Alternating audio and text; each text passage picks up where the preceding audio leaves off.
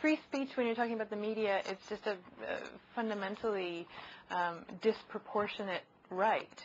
My speech is equal to and as free as the speech of AOL Time Warner when they have this platform of access to the world that, I mean, I'm one person.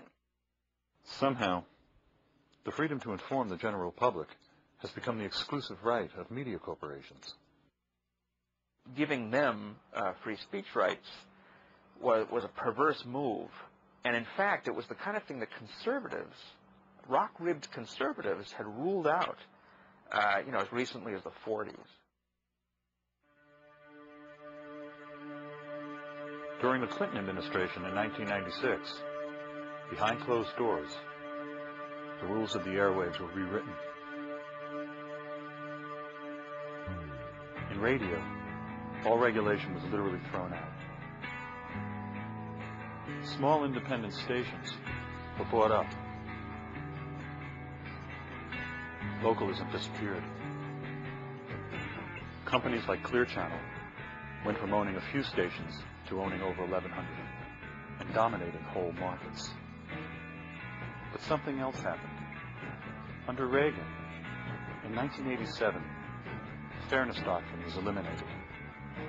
Radio and TV stations were no longer required to air opposing viewpoints. This is partially responsible for the rise of right-wing radio. All the time, from coast to coast. The vice chairman of Clear Channel is Tom Hicks. In 1998, Mr. Hicks purchased the Texas Rangers baseball team in a deal that made President Bush a multimillionaire. Clear Channel banned Dixie Chicks songs because the lead singer criticized the president on the run-up to the war. A famous middle-aged rock and roller called me last week to thank me for speaking out against the war, only to go on to tell me that he could not speak himself because he fears repercussions from Clear Channel. They promote our concert appearances, he said. They own most of the stations that play our music. I can't come out against this war. Why didn't we find out more about that bill before it was passed? Well, because who's going to report on it? The media? According to Bill Moyers, during the Senate debate, Senator John McCain said, "You will not see this story on any television or hear it on any radio broadcast."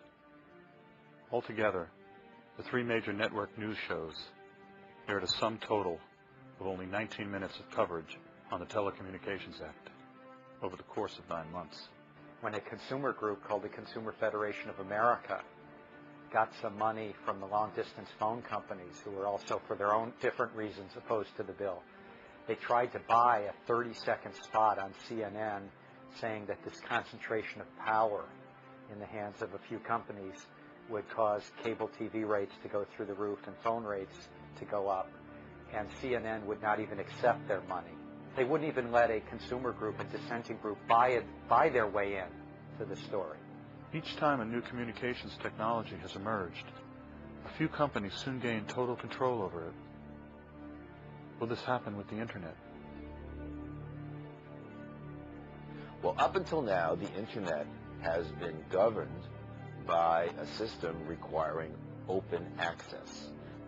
The telephone network on which the dial-up Internet is based has been a common carrier, has been open, so anybody could have a website, anybody could transmit anything, and you could have all kinds of companies competing to provide you with Internet service. Open access is being replaced now by a system of closed access.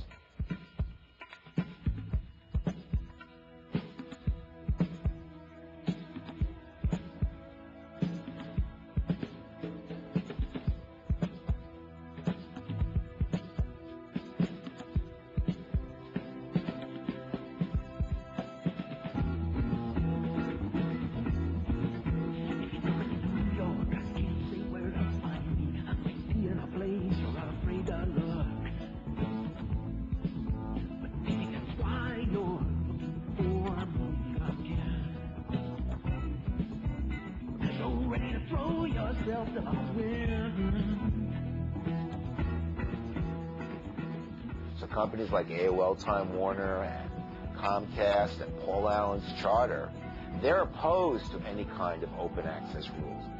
They say, we want to control internet delivery.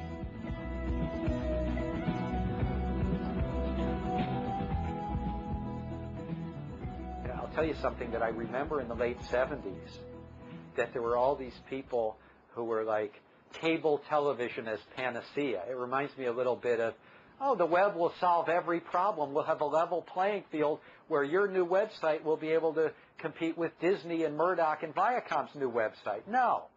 Michael Powell has ruled that the cable companies are not subject to the open access rules. The future freedom of the internet is in doubt. You know, one of the myths of our society, you've probably heard this one, is it's based on competition. Have you heard that? That's the sort of pablum they feed us and the bottom fish. The truth of the matter is the top of the system, the key to the system, is crushing competition. So what we've seen in media, in all the sectors, you've had fewer and fewer companies. The largest companies buy the small companies. They try to get bigger and bigger and make it harder for new companies to enter. Because once you have just a handful of companies dominate an industry, the ability for someone to enter the industry as a newcomer is almost impossible. I think there are lots of ways that you make news more profitable, and it doesn't make for better news. If you ask the reporter, are you interested in truth, of course they'll all say yes. If you go to journalism conferences, which I do quite a bit of, everyone is looking for the truth. The problem is the gatekeepers of truth are not the reporters, they're the owners. And they're the lackey editors who work for the owners. And they'll decide what flies and what works and what pays the freight in terms of the advertising and the numbers. They'll be watching those numbers, and those numbers better be up or they'll get a new anchor. The thing that we base our coverage, is it a good day or is it a bad day, is the numbers. I mean, I wish we didn't have to rely on that so much. I wish there was some way that you could base your job or a performance on something other than the numbers.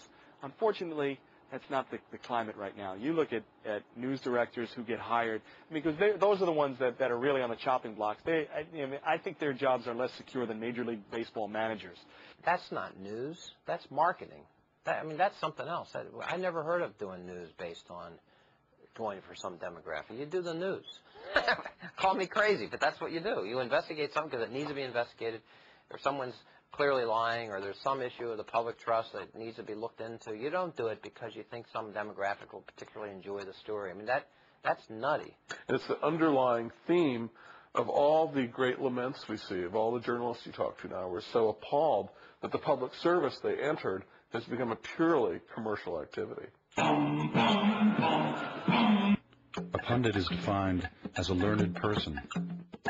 According to James Fallows in his book Breaking the News, pundits are celebrities, telling us what to think of events.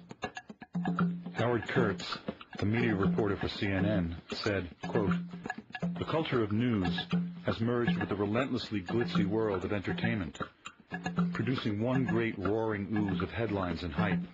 Margaret Carlson of Time magazine said producers want people who can sound learned without confusing the matter with too much knowledge. I'm perfect." Jeff Greenfield of CNN said, "We're booked as entertainers. We know what we're being paid for. We are being paid to fill seats.